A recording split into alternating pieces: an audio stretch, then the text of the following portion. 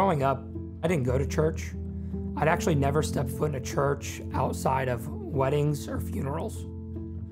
I was the middle of 3 boys. I really excelled at everything I did, whether it be school, sports, anything I picked up. I think from an outsider's perspective, it probably came off that I was the favorite child, that my parents showed me favor. And so because of that, I kind of grew up seeking the approval of my parents, and not only that, but seeking the approval of everyone in my life. Life couldn't have gotten any better. I was the valedictorian, I was the class president, I was a 3-sport athlete. I did it all, man. I had a college scholarship to anywhere and everywhere I wanted to go to. When I got to college, everything I had found my identity in was no longer the case. I lost the girlfriend, I lost the friends and family, I lost everything that I had known. And so finding the approval in everything around me became very hard. I started to rely on what I was surrounded by. The alcohol, the partying, the girls, anything and everything that the college experience in a public school, specifically at Purdue, had to offer. But what I found was that stuff was so empty. It left me even more empty than I was before.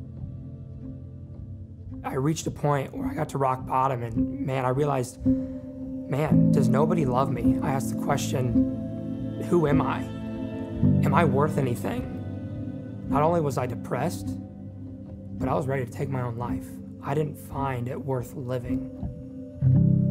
I remember one night I was locked away in my room in college. I was by myself and I was ready to take action. I remember getting down on my knees and I just said to God, I said, God, I don't know if you're real.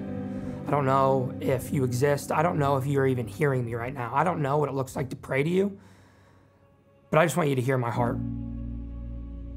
Shortly after, I realized that was a prayer, and God did hear me, and God did honor that He did love me. And so quickly after, a bunch of my friends gathered around me, and they loved on me the best they could. They gave me a Bible. They helped me stay sober. They were my accountability partners. They made sure I was with them at all times. They really just loved me as a community.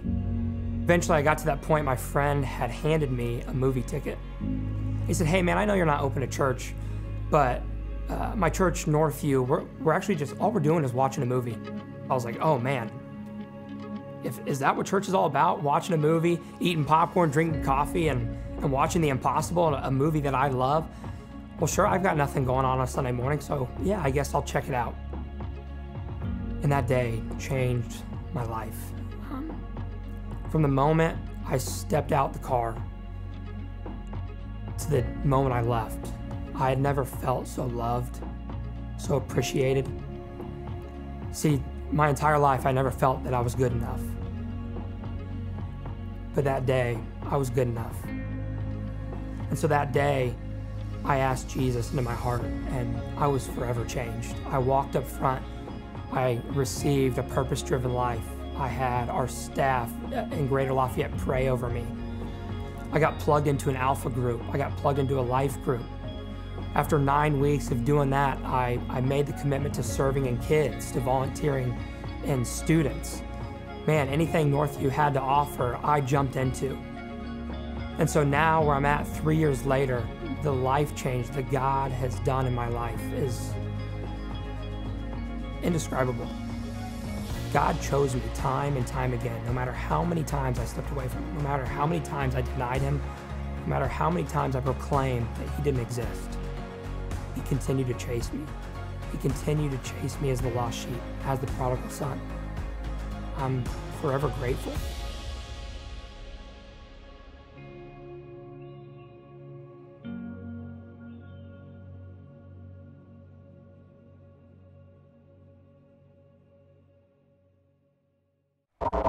Hey guys, thanks so much for checking out our YouTube channel. Northview Students is committed to dropping videos weekly that make you laugh and challenge you in your faith. If you're enjoying the video, click the like button and make sure to subscribe so you don't miss any of our new content. Thanks again for watching. We'll see you later.